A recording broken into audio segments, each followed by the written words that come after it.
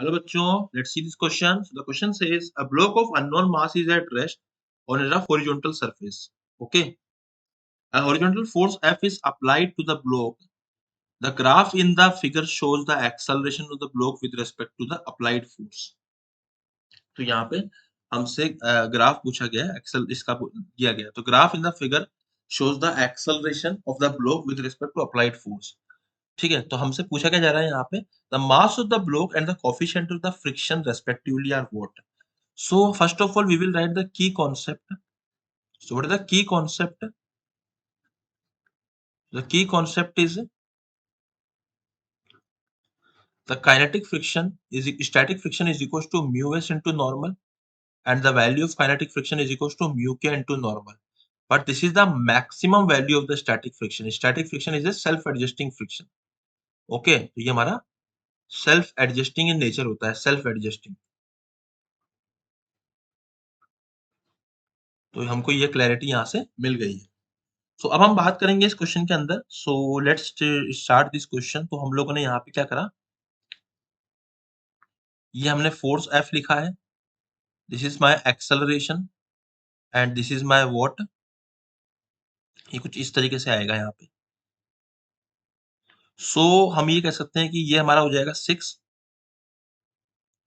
ठीक है, ये हो जाएगा 8. इस ग्राफ को मैं दोबारा से रीड्रॉ कर रहा हूँ एंड ये हो जाएगा हमारा 10.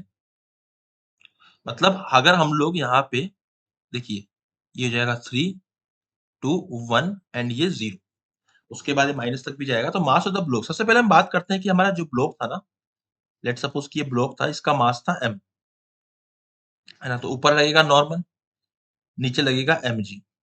अब जब हमारे फोर्स की वैल्यू, जब हमने फोर्स लगाया यहाँ से F, and when F is equals to, if F is equals to 4 newton, जो कि यहाँ पे आ रहा है, तो हमारा एक्सेलरेशन 0 आएगा. इट मींस कि हमारा हमारा यहाँ पे जो फ्रिक्शन की वैल्यू थी वो कितनी थी, फ्रिक्शन की जो मैक्सिमम वैल्यू थी हम लोग लिख देंगे, फ्रिक्शन की जो वैल्यू आ रही है वो भी 4 न्यूटन आ रही है. अब उसके जस्ट बाद एक्सेलरेशन आ गया, इट मींस कि मैक्सिमम वैल्यू थी फ्रिक्शन की, है ना.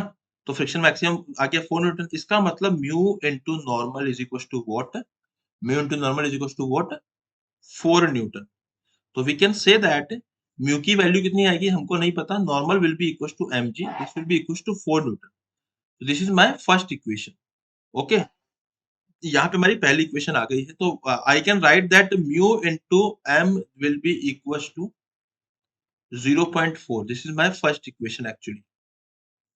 नाउ सेकंड इक्वेशन की हम लोग यहाँ बात करते हैं, सेकंड इक्वेशन की. तो अब हम बात करेंगे कि जब हमारा जब हम लोगों ने F is equal to 6 newton ले लिया है, तो जो हमारा एक्सेलरेशन आया वो आया 1. इट मींस कि जो हमारा F माइनस फ्रिक्शन आएगा वो m इंटू a के इक्वल आएगा. तो व्हाट इज द F?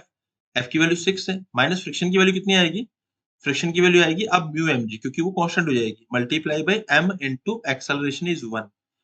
तो यहाँ से जो 6 की वैल्यू आ रही है, it is m plus mu m into 10. ठीक है, सो यहाँ से जो हमारी वैल्यू थी म्यू mg की वैल्यू 4 थी, तो मैं लिख दूंगा 6 will be equal to m plus mu mg की वैल्यू 4 थी यहाँ पर. सो m की वैल्यू आ रही है मेरी 2 kg.